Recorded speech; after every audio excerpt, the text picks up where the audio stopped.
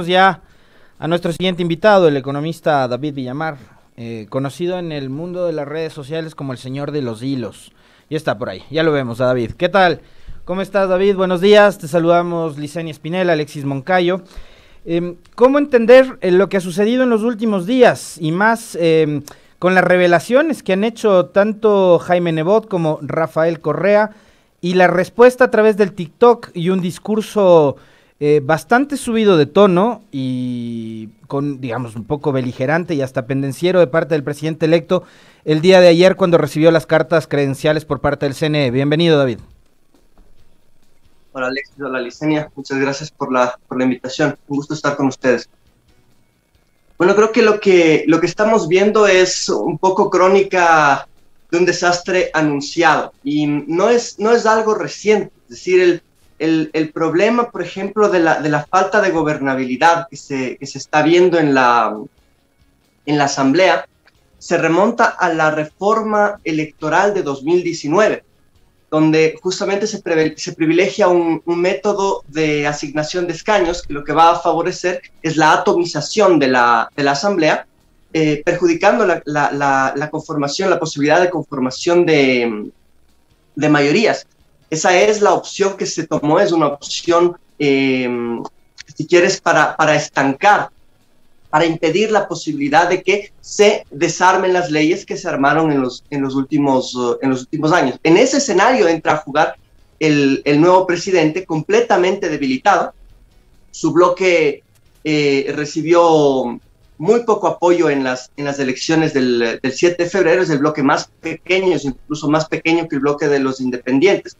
El bloque de Lasso tiene apenas 12 asambleístas, que sumados a los 18 socialcristianos le daban un bloque todavía débil, todavía con limitadas capacidades, ¿cierto? Y entraba con la necesidad de conformar acuerdos. En lugar de privilegiar el acuerdo de su tendencia, crea esta especie de Frankenstein, en el que se alía con fuerzas que hasta justamente en octubre de 2019, eran los grandes encontrados, pues el grupo de Lasso era el grupo de Lenín Nocedas, ¿ya? Y acusaban a los indígenas de terroristas, de desestabilizadores y todo eso, y ahora es con ellos con los que se unen. Entonces una alianza que no tiene ni pies ni cabeza, a lo único que apunta esa alianza es a satisfacer los deseos de persecución por parte de los grupos de poder, por parte de los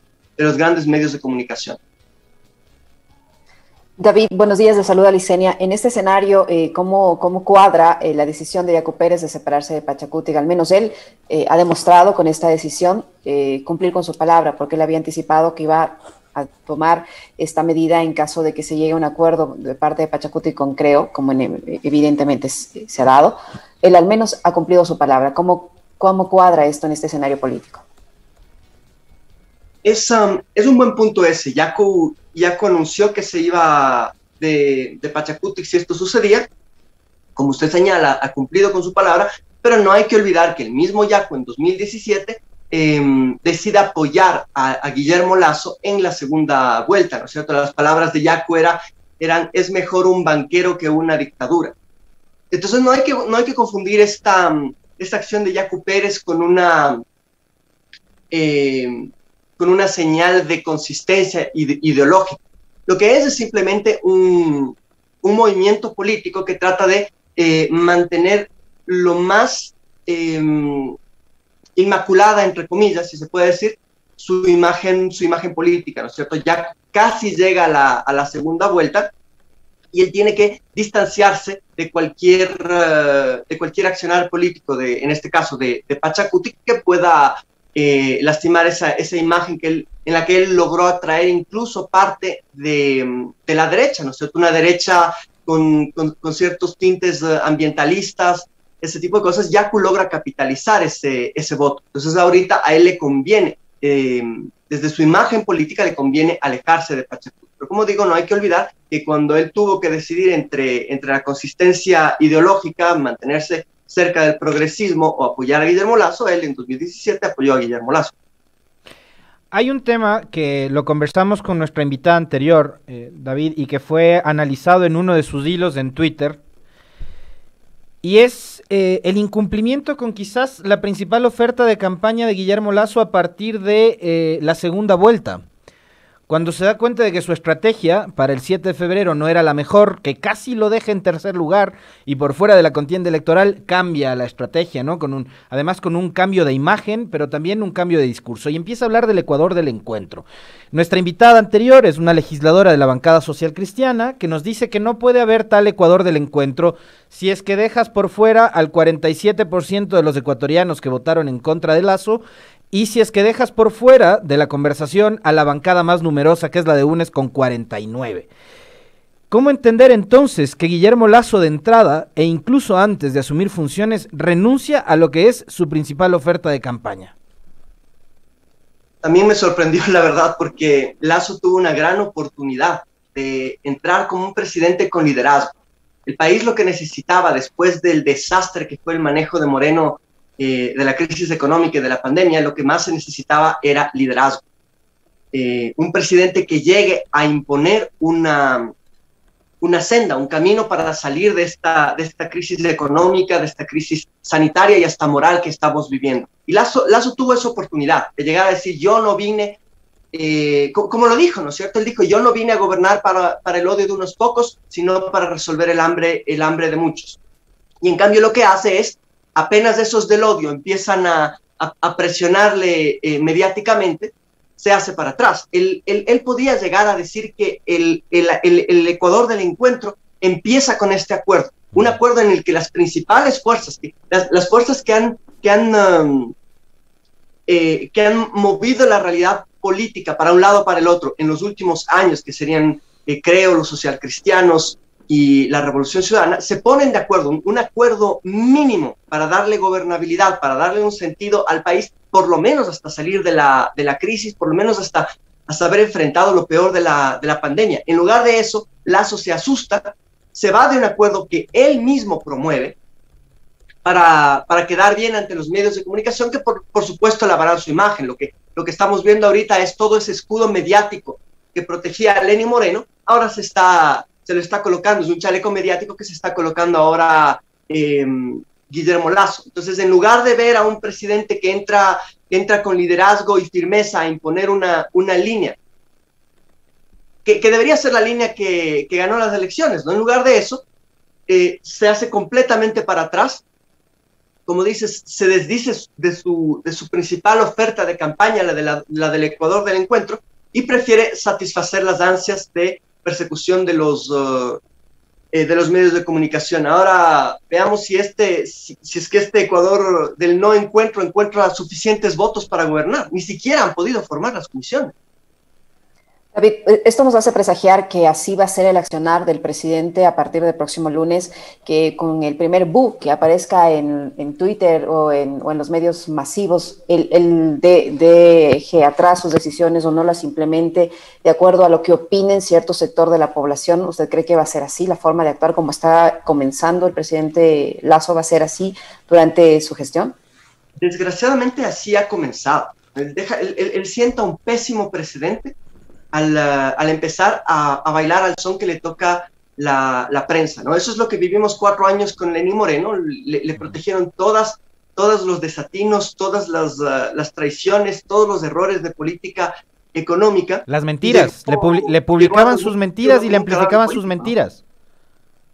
David, le amplificaban y le publicaban sus mentiras, incluso la prensa internacional. Claro, desde el inicio, no olvidemos el tema del famoso puente para los narcos, que finalmente la historia le dio en la boca y él mismo terminó inaugurando. Entonces, sí, estamos... Sí, continúa. No, respóndele la pregunta a Licenia, por favor. Yo te interrumpí solo para recordar ese episodio de que la prensa le ayudó a publicar y amplificar las mentiras a Moreno. Dona. ¿Cuánto tiempo le va a durar este escudo mediático al presidente Lasso? O nos vamos a ver abocados a estar 4 años ciegos, digamos así, pensando la gran mayoría de la población, pensando que todo va bien, que todo está saliendo sobre la marcha, que todo está correcto, cuando en la práctica no es así, y ese ejemplo tenemos con la actual administración que termina el próximo lunes. A ver, Lasso tiene una desventaja en relación a Lenín Moreno, es que Lenín Moreno tenía un bloque mucho más fuerte en la Asamblea, aún después de la escisión con la Revolución Ciudadana, y ese bloque le permite formar una mayoría de derecha a Lenín Moreno, que fue conformada entre socialcristianos, Suma, Creo y los morenistas, ¿no? Además del apoyo que tuvieron generalmente de Pachacuti y de la izquierda democrática. Era realmente una aplanadora lo que tuvo Lenín Moreno. Lasso la tiene mucho más difícil por la fragmentación de la Asamblea. ¿Sí? Él, en el mejor de los casos, sin la Revolución Ciudadana, ha logrado, y ahora sin el socialcristianismo, ha logrado un bloque muy condicionante de 71 asambleístas. ¿No es cierto? Yo lo que he dicho en redes sociales es, Lasso, en lugar de buscar gobernabilidad por el bien de su propia administración, decidió ser rehén de 71 captores. Y eso es lo que vamos a ver, y eso es lo que estamos viendo. La mayoría que se conformó hace pocos días para definir autoridades de la Asamblea, ahora le reclama más cosas. Entonces no logran ponerse de acuerdo para la conformación de comisiones. Y así será. O sea, los independientes pedirán una cosa, otra cosa cada semana, ante cada oportunidad. Ese es el problema de no contar con una mayoría sólida. Entonces es muy poco probable que el escudo mediático le funcione a Lasso por un plazo demasiado largo. Yo creo que ante las necesidades del país, lo más probable es que Lasso se desgaste rápidamente con esta actitud de bailarín. David, en política no hay indudablemente coincidencias, y yo en el análisis y en la opinión, al empezar el noticiero, decía que no sé con qué versión de Guillermo Lasso quedarme, si la de la campaña, que es la del discurso del Ecuador del encuentro, si con la del 12 de abril, cuando él dice que nos llega con una lista para perseguir, que usted ya la citaba, o con el Lasso del día de ayer, que en un tono realmente fuerte, ¿no? Nada conciliador, dijo que él no daría lugar a comisiones, a supuestas comisiones de la verdad para que estén por encima de la ley, y que no iba a dar lugar a la impunidad, etcétera, etcétera, ¿no? Y que dijo además quien no ha cometido ningún acto de persecución ni de corrupción, que no tema, como que él controlaría la justicia. Pero es a partir del día de ayer que la justicia empieza a operar. Empezaron a mover nuevamente los procesos para solicitar la extradición del expresidente Correa, por un lado, y por otro, la mañana de hoy se ha conocido que la Corte Nacional de Justicia restituye el estado constitucional de inocencia de los hermanos Roberto y William Isaías Dasum, y señala que no se ha comprobado la existencia del delito de peculado. Esta sentencia de revisión es firmada por, vean ustedes las coincidencias, Daniela Camacho, Luis Rivera y Marcos Ruiz. ¿Cómo entender estos episodios desde lo judicial también y lo político, ¿no? Tomando en cuenta de que no hay coincidencias. Doloroso regreso de la banca al poder, ¿no? Es lo que estamos viendo, es lo que se advirtió que iba a suceder. A todo lo que tú mencionas, Alexis, yo le agregaría la entrada del hijo de Guillermo Lasso a la Lassobanca, ¿no? Entonces tenemos la banca en el poder y el poder en la banca. Es una situación bastante compleja, y lo que estamos viendo, las acciones concretas de la justicia, los rezagos de la justicia trujillista, ¿verdad? Lo que nos muestran es simplemente que aquello que se combatió durante la década del progresismo, la impunidad de la banca, viene con fuerza, ¿no? Que se les declare inocentes a los Isaías, que los Bucaram sean sobreseídos, ¿no es cierto? Todo en la semana en que la derecha se toma el control, o más bien asume el control administrativo del Estado, simplemente son anuncios de lo que se nos viene, creo yo. En materia económica, David, ¿qué cree usted que se nos viene con lo que usted acaba de citar del poder en la banca y la banca en el poder? Más de lo mismo, Licenia, porque en realidad lo que yo decía antes, ¿no es cierto? Lasso cogobernó con Moreno, el bloque que aprueba leyes en los últimos 4 años es el morenismo apoyando los lineamientos de Lasso. Entonces, no es que Lasso va a venir a cambiar el rumbo económico que estableció Lenín Moreno, si él marcó el rumbo de Lenín Moreno. Entonces, en economía lo que vamos a ver es más de lo mismo. Es decir, se priorizarán la liberalización, por ejemplo, del flujo de capitales, lo cual pone en riesgo a la entrada de dólares al país, al menor síntoma de resfriado de la economía, los capitales saldrán, sobre todo si se desmonta ahora con la ley de defensa de la dolarización, si se desmonta el coeficiente de liquidez doméstica, si se va desmontando el impuesto a la salida de divisas, si no se controla el flujo de capitales, que es justamente la línea impuesta desde el bloque de la banca, ¿no es cierto?, reducir los controles de capitales, y es la línea que impone también el Fondo Monetario Internacional. Eso pone en grave vulnerabilidad a la economía ecuatoriana. Entonces, los shocks exógenos que pudimos en el pasado enfrentar de forma eficaz, ¿no es cierto?, las caídas de los precios del petróleo, las devaluaciones de los países vecinos, o cualquier shock como fue el terremoto, como fue el fenómeno del Niño, que se lo controló vía política pública, desmontando las herramientas que se tenían, incapacitando al Banco Central para intervenir en la economía, para coordinar liquidez con el Ejecutivo.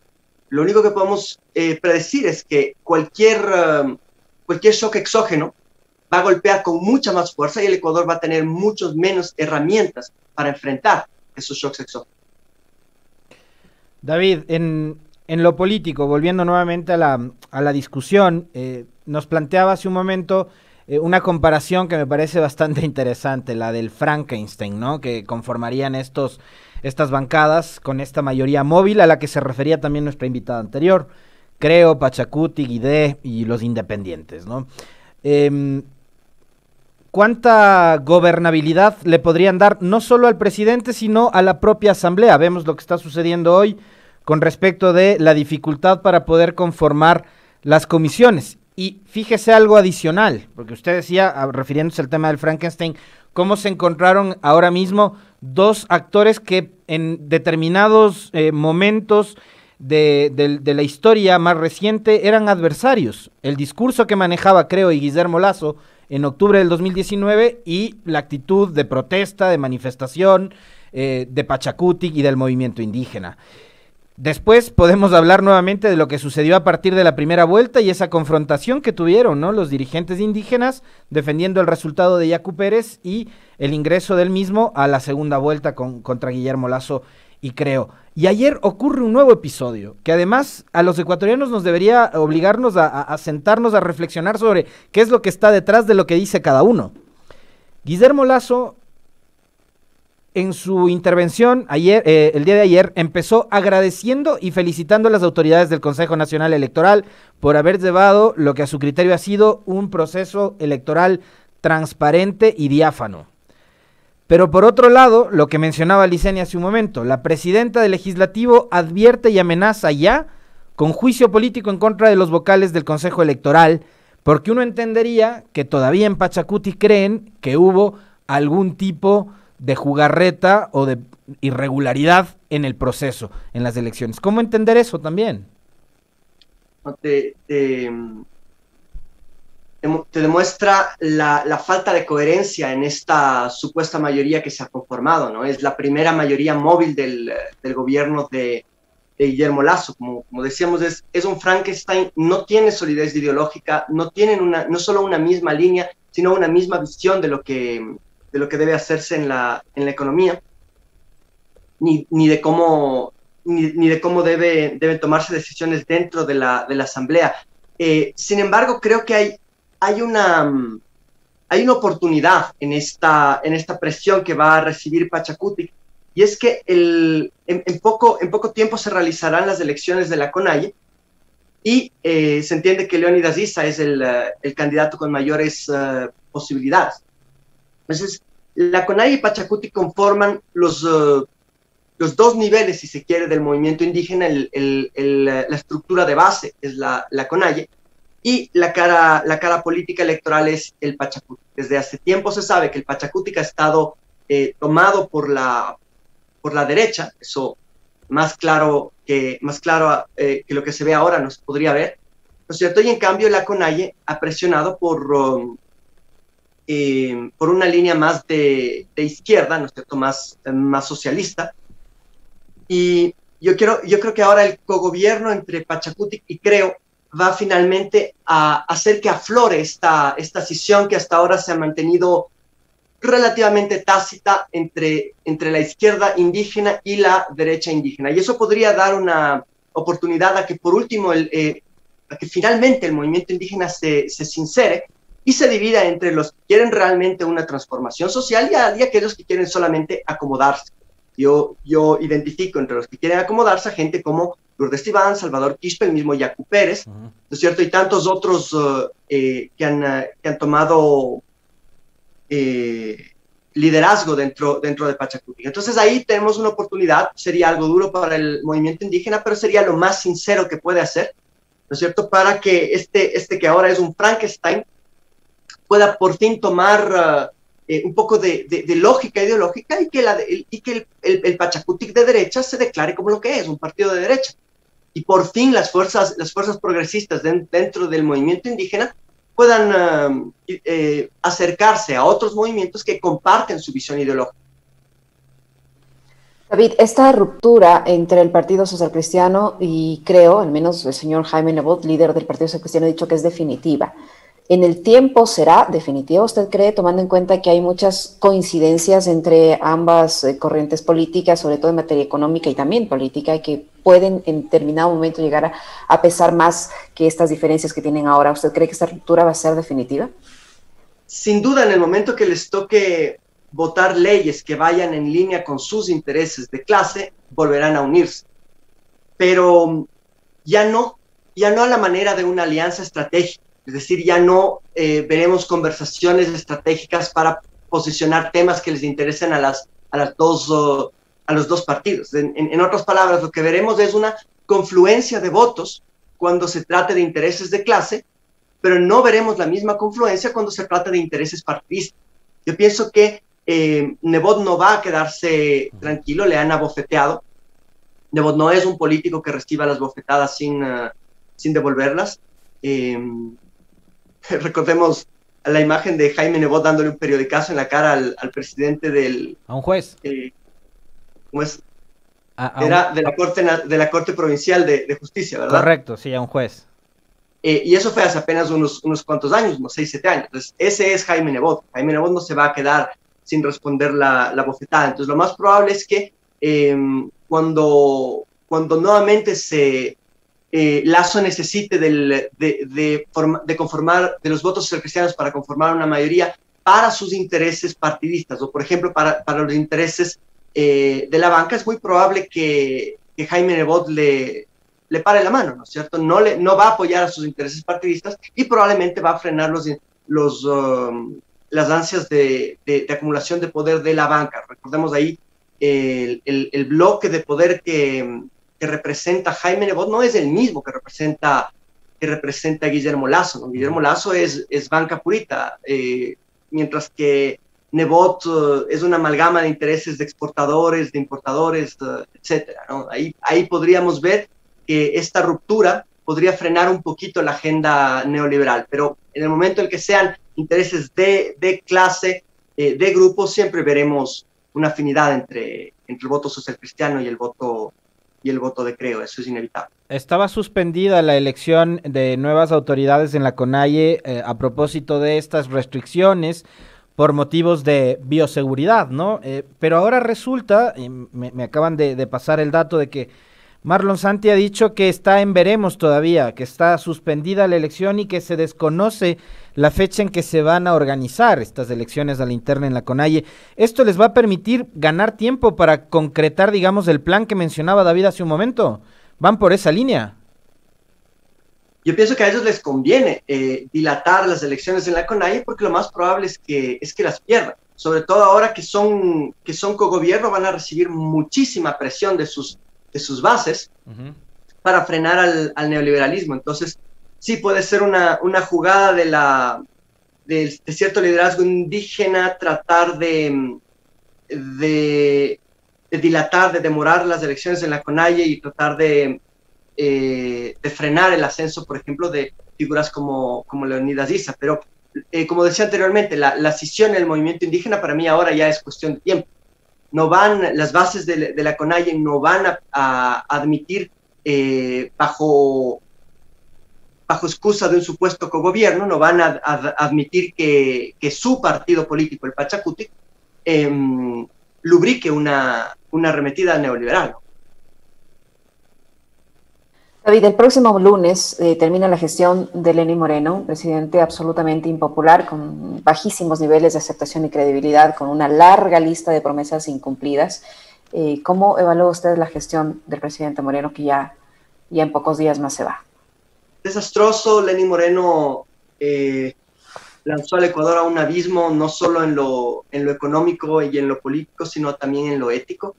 Estamos, gracias a las acciones de Lenín Moreno, y sobre todo a quienes lo justificaron, ¿no? Lo que yo llamaba el escudo mediático de Lenín Moreno.